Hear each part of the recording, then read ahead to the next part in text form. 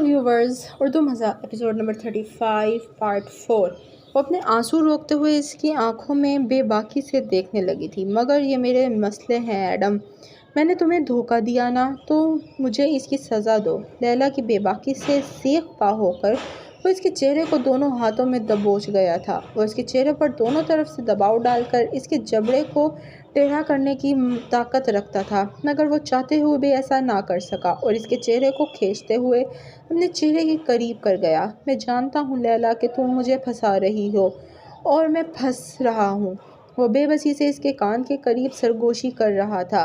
मैं रिश्ते निभाने में बिल्कुल भी अच्छा नहीं हूँ, मगर मेरा यकीन करो एडम, किसी भी किस्म के इंसानी रिश्ते के लिए नाअहल है।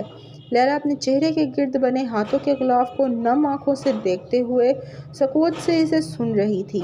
अगर तुम्हारा वजूद सिर्फ एक लाश है, तब भी मुझे ये लाश चाहिए एडम। मैं तुम्हारे अंदर एक मजबूत औरत को देखना चाहता था, मगर तुम उल्टा मुझे ही कमज़ोर कर रही हो।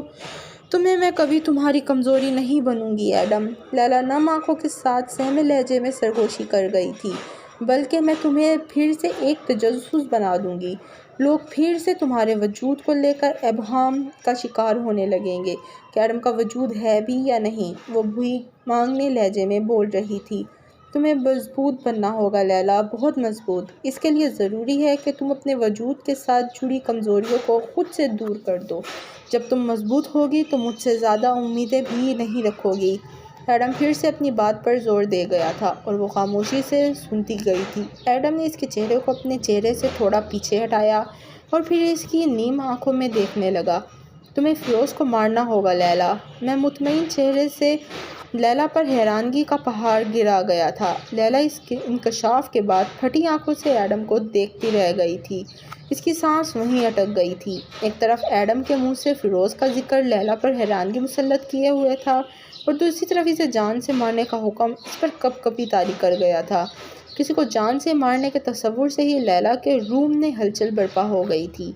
हकीकत में फ़िरोज़ को जान से मारना तो दूर, वो इसका सामना भी करने की हिम्मत नहीं रखती थी।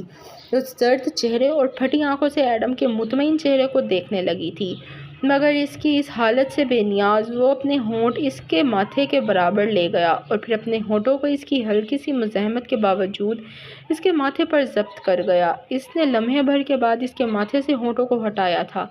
इसके बाद वो अपनी नज़रें लैला के चेहरे पर लाया, जो अभी तक फटी आंखों से एडम को देख रही थी। मैं तुम्हें आज कुछ ड्रग्स दूंगा, इनको अपनी टीम तक पहुंचा देना। इसके बाद तुम अच्छे से जानती हो कि तुम्हें क्या करना है।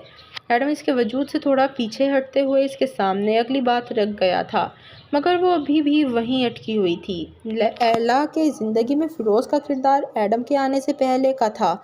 इसने एडम के सामने अपनी बहन के शौहर का जिक्र तो किया था, मगर कभी फ़िरोज़ का नाम नहीं लिया था। फ़िरोज़ को तुम इससे पहले कि वो अपनी बात मुकम्मल कर पाती, एडम इसे खामोश करवा गया था।